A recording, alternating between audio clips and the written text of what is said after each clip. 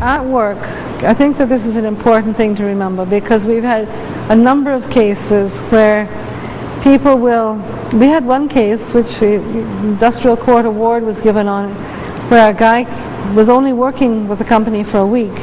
He was still on probation, and the following Monday he came in an hour late and they fired him.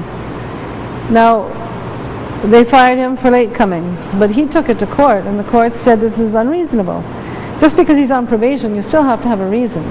You don't dismiss somebody for their first instance of late coming or their first instance of absenteeism. You know, you have to, the whole idea is you want to keep employees and you want to develop them. You don't just jump down on them like a ton of bricks because they have committed one offense.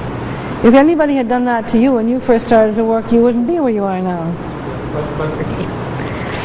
And just one last thing is equality of treatment, which is obvious, is that for similar offenses there should be similar penalties. You don't discriminate on the basis of non-relevant things like age, sex, race, religion, whatever. And you look at the mitigating circumstances and there aren't any, then the penalty should be similar. I'll give you an interesting case of that. There was a case where a supervisor and a worker got into a fight on the job, a fist fight, and they were both given a 2-week suspension.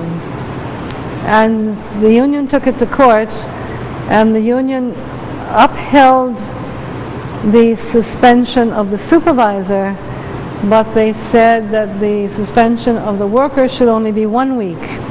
And the court agreed, because the supervisor should have a greater penalty because the supervisor has greater responsibility. The supervisor is expected to have more self-control and to be a role model, and therefore they get a greater penalty when the offense is the same.